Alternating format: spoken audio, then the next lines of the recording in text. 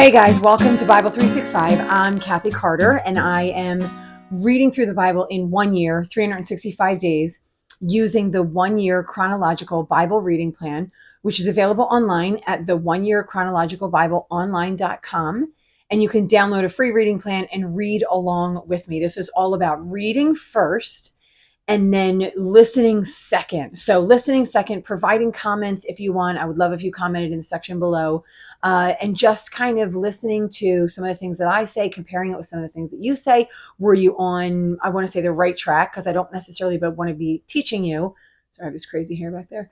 I don't necessarily want to be your teacher. What I want to do is I just really am sharing my own thoughts when I read the Bible, what I see, what God is bringing to my brain at the time. And then I want you to do the same. So part of this purpose is that so you are reading and digging in, and maybe I see something that you didn't see, but maybe you see some things that I didn't see or that I didn't bring up. So I would love if you shared as well. So today we are on day 99 on your calendar. Day 99 is April 8th, and we are finishing the book of Ruth. We got a weird chunk today. So we've got Ruth 4:13 through 22.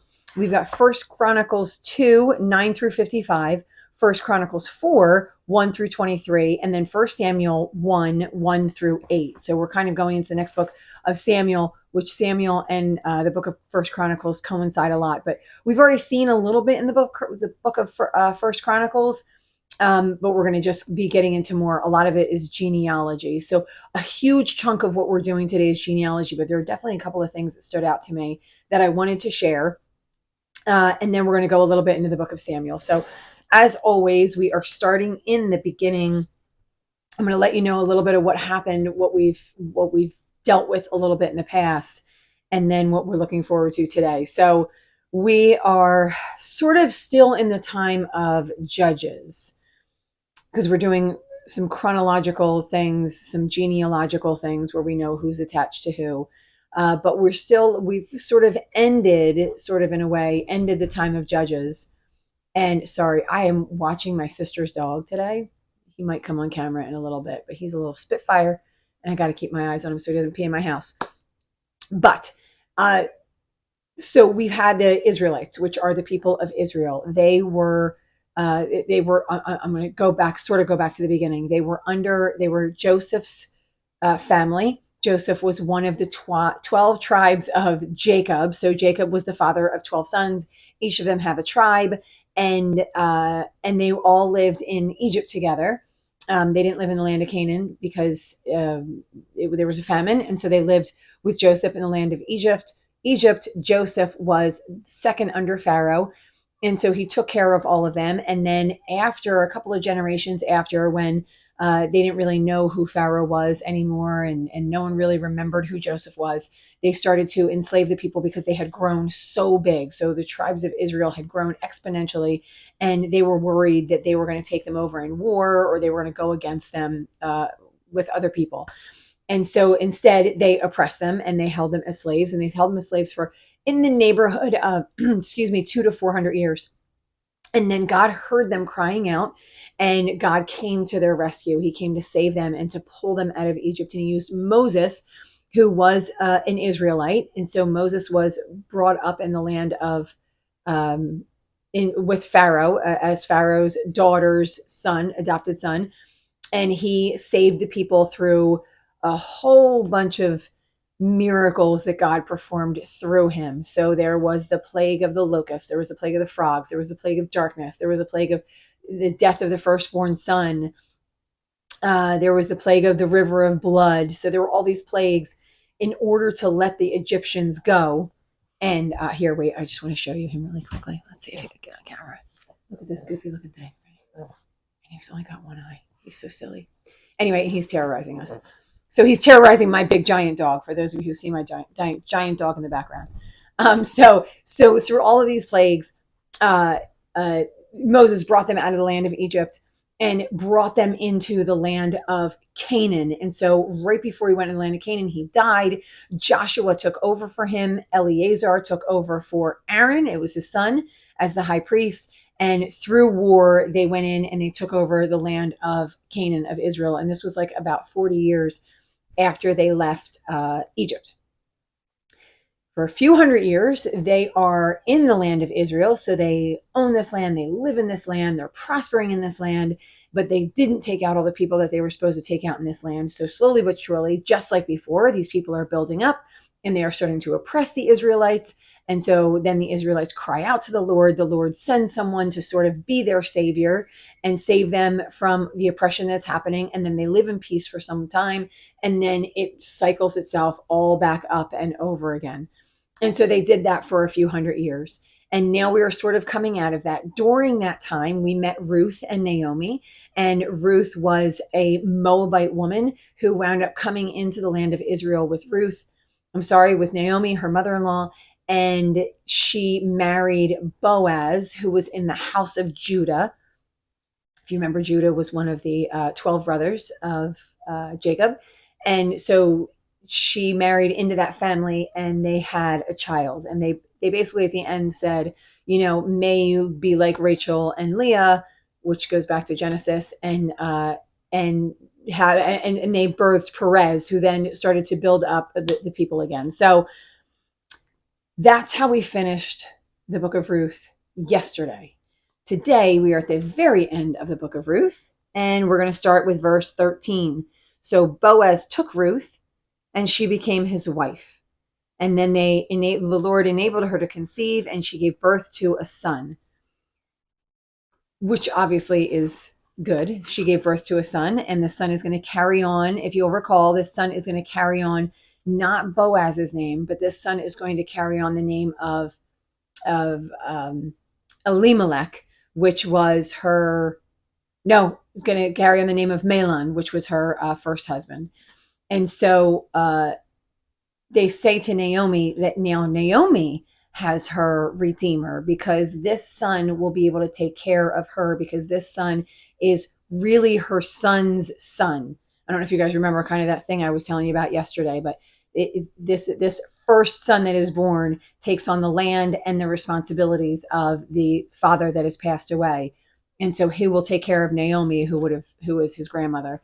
And so she has a redeemer now. She didn't need Boaz as a redeemer because Boaz was Ruth's redeemer, but Naomi got her own redeemer in this son. And so the Lord has blessed her essentially in the end.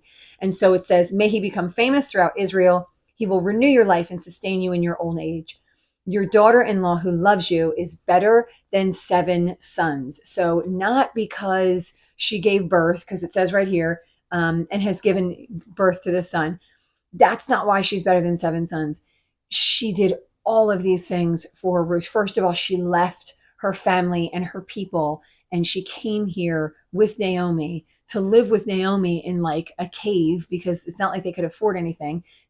She gleaned all of, not to use a fancy word, she got the food, the sort of the leftover food from all of the crops around the edges of Boaz's territory. So she was feeding Naomi as well. And so she was living with her, she was caring for her, she was feeding her, and then she produced a son, she produced a redeemer for Naomi. So she has sort of done the work of many sons, and she wasn't even an Israelite. She was a Moabite. She was somebody who was born outside of the land of Israel, and yet now she loves and believes in, she followed and said, I was going to follow your God. And so she followed the God of the Israelites.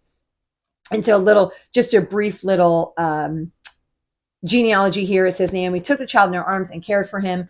The women living there said, Naomi has a son, and they named him Obed. He was the father of Jesse, the father of David, which we're going to find out who that is.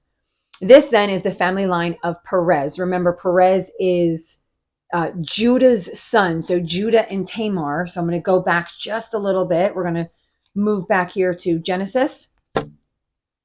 And in Genesis, Tamar was married to Judah's son. I think was the original one. I don't have it right in front of me, but I think was the original one. He did evil in the Lord's eyes. The Lord killed him. She took the second son. He wouldn't have a son with her. He died. And then Judah wouldn't give her the third son. So she tricked Judah into becoming, she was a prostitute for Judah for one day. Judah got her pregnant and wound up having Perez with her. So looking back in the book of Genesis for that. And I want to say, if we go back to the tribe, that's Machir. Can't do that one. All right. So moving on from there, we want to go to Moving on now to 1 Chronicles 2, 9 through 17. So 1 Chronicles 2, 9 through 17, we got another genealogy going. And it says the sons born to Hezron. Hezron was born to Perez. So he's one of those sons. And so we're just going to kind of go down that line a little bit because it's Jeremiel, Ram, and Caleb. Ram was the father. And so they kind of go on and on down the line here. And I don't want to get too much into a lot of those details, but one of the sons that we see is Jesse. Jesse was the father of 7 sons, and David was one of them, and he was the father of 2 daughters. This was in the tribe of Judah. And then Machir was another one. So Machir is in, I think, of verse 18. Verse 18, Caleb's son of Hezron had children by his wife. So this is another son of Hezron. These were her sons, Jesher, Shobab, and Arden. When Azubah died, Caleb married. So Ephra, this is the second wife who bore him Hur. Hur was the father of Uri, and Uri the father of Bezalel. Later, Hezron, when he was 60, married the daughter of Machir, the father of Gilead. So this is in the tribe of Manasseh. So if we go back to Numbers 26, so Numbers 26, 28, it says the descendants of Joseph by their clans through Manasseh and Ephraim were, verse 29, the descendants of Manasseh through Machir, the Machirite clan, the father of Gilead. So we can see back in the book of Numbers, right? They did this chronology, genealogy back in the book of Numbers where they had Machir. So then following up on that, this is what we see, that Machir was related in that way. And so we can see the connection between the tribes. All right, so moving on from there, I want to go to verse 34 was one that stood out to me. Because again, we're just going over a lot of genealogy stuff. So in verse 34, it says, Sheshan had no sons, only daughters. He had an Egyptian servant named Jarrah, and Sheshan gave his daughter in marriage to his servant Jarrah, and she bore him Attai. So he had no sons, and so he took the son that was the man that was working in his household, and he married him to the daughter. So I always feel like there's a bit of importance there when we hear women, really, because they don't mention a huge amount of women in the Old Testament. And so anytime we hear them, as a matter of fact, not so much in the New Testament as well. So anytime we hear them, I feel like, we need to perk up a little bit and find out who these people are. And so even though it was an Egyptian, it was somebody that was working in the house. So he essentially kept that line inside of his house. All right. And then moving on from here, going to 1 Chronicles 4. So moving on from there, because again, we just kind of go over a lot of this genealogy. But moving to 1 Chronicles 4, it says in here, and this is what I wanted to note because I think this is just interesting. So this is the descendants of Judah. This is just more descendants of Judah. So in the house of Judah. So that's one of the 12 tribes. We have Perez, Hezron, Carmi, Hur, and Shobal. So they're repeating it, even though it's still in 1 Chronicles. But in verse 5, it says, Asher, the father of Tekoa, had 2 wives, Helah and Nara. I want to note that we're seeing this pretty often. Some of them say that it's wives after they die. Some of them are calling them concubines. Some of them are just calling them multiple wives. It seems to be the case a lot. So we seem to see a lot of areas in which men have multiple wives.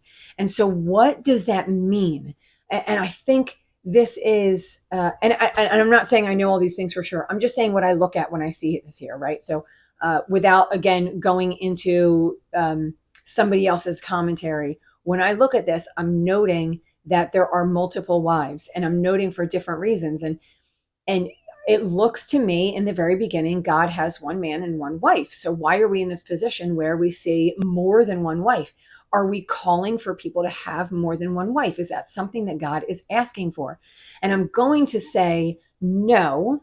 But what I'm going to say is that at the time this was done. And so why would this be done at the time? Is it okay? Are these rules that they weren't supposed to be having? And one of the things I've been noticing as I'm reading this is the care that men are supposed to be taking of women. And so men are supposed to be honoring and caring for women because at this time, women weren't fully able to take care of themselves. And I'm saying that because physically women did not go to war. This was not something that they were doing in general. I'm not saying there weren't exceptions to the rule. There's always exceptions to the rule. All through time, you will always see an exception to the rule. But for the most part, women were not going to war. These were what the men were doing. In some of the original books, and I think it's Leviticus, they count men, and men have a certain price. Women have a different price. And men are doing certain things. Men are going out and they're tilling the fields, right? The women were going around the edges and sort of getting some of the scraps, or they were doing some of the lesser jobs, the less physical of jobs. And again, please don't hear me saying everyone. I'm saying most. I'm saying in general, the rule, right? Not the exception. And so it seems like, and for the most part, if you remember when we did that one story where that guy had only daughters, he had no sons, and so they were like, "What are we supposed to do with this land? He has no sons." And so they wanted to keep the land inside the land, right? They wanted to make sure that it stayed in the tribe. There were no sons to give it to, so then they gave it to the daughters, right? The intent would have been to give to the sons, but because there weren't any, they gave to the daughters. So this was an exception to the rule. So overwhelmingly, the men own the land, the men take care of the property, the men go to war, and the women take care of everything else. So this leads us in a place where it looks like financially the women need to be taken care of. Again, if like, so Tamar, if we went back to Genesis, was had to go back to her father's house because it wasn't like she could live on her own. Naomi had to go back to her people because she couldn't live on her own, and the wives were going to go back with her, because they couldn't live on their own. And the one wife went back to her parents because she couldn't live on her own. So there was always a male taking care of them. And so it seems in this case that because a male needed to take care of a female, then the male would have more wives in order to take care of them. So the women were marrying. There was more than one woman marrying the men to be taken care of. So again, I don't want to make it sound like this was God's plan. This was what God wanted for everybody. This was ultimately what we should all be doing. I do not think it says that. I don't think that we need that at this time, right? There's definitely a different vibe going on in many, many parts of the world where women are able to take care of themselves. Women do other things besides just stay home. And please don't hear me say just. I stayed home and took care of my kids. I was a stay-at-home mom for many, many years. So I don't want to take away from any of that, but I want to say that it seems like in this culture at that time, women were taken care of. Therefore, there was more than one wife that lived in a home to be taken care of by a man. So that's what I see when I look at it. I feel like I went way into the weeds for that, but that's what I see when I look at that. And so I want to make sure that it doesn't look like that's what God wants all of us to do. There was a time and a place and a person and a reason, right? And so I think that's what we see as this reason.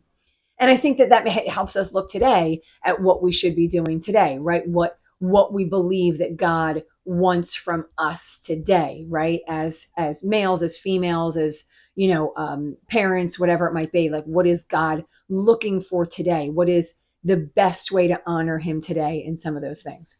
So, just wanted to point that out because we kind of see it. We're seeing it a lot in a lot of these chapters. So, all right. So I wanted to read verse 9. So that was verse 5 in that same little section. And I want to go on to verse 9. Let's see. In verse 9, this is about Jabez. Jabez, and this is another random, we don't really see Jabez's parents or his grandparents or anything like that, but we know he's in the tribe of Judah. So Jabez was more honorable than his brothers. His mother had named him Jabez, saying, I give birth to him in pain. And then Jabez cried out to God of Israel, oh, that you would bless me and enlarge my territory. Let your hand be with me and keep me from harm so that I will be free from pain. And it says he was honorable, and he asks to be freed from pain because possibly because he was born in pain, then he lived in pain all of his life, whether that was because of his name or maybe it was emotional pain, physical pain. We don't necessarily know, but it looks like he cried out to the Lord and the Lord honored him in releasing him from that pain. So another, I think, good thing for us to have and to know and to understand. All right, moving on to verse 23. All right, in verse 23, it says, No, I think I went off from 23. I think I'm moving into the wrong area. Oh, no, it says 23. So it says, oh, this is the thing that I thought was interesting. So in verse 23, it says, they were potters. This is just talking about a group of the people that were there. There were potters who lived at Netayim and Gadara, and they stayed there and worked for the king. And I just thought that was interesting because who was the king at that time? So we didn't have a king. It wasn't, so they must have worked for a different king, somebody else's king.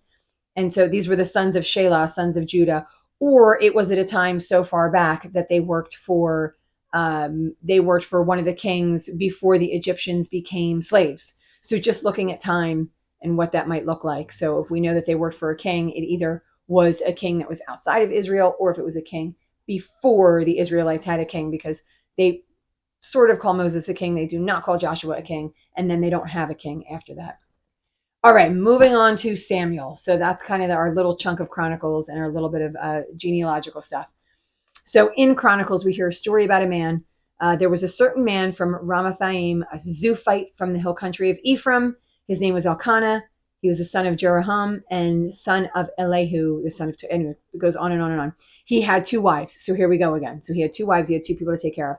One of them was able to have children. One of them was not able to have children. And this one was devastated. She wanted a children. Remember what happens with children, right? So this is the things that we hear over and over again about women living in this time, right? Children they gave them a redeemer, right? So then they didn't have to worry about their husband died, especially if they were significantly older than them, which we know that that was probably true. They might have had 10, 20, 30 years on these women. So they were going to live for a time without someone to take care of them. So sons were there to take care of them. And so this woman had no sons. Plus, listen, a lot of us just desperately want children, and not having the ability to have children is heartbreaking for many, many people. So I don't want to take that away either. It's not just about being taken care of.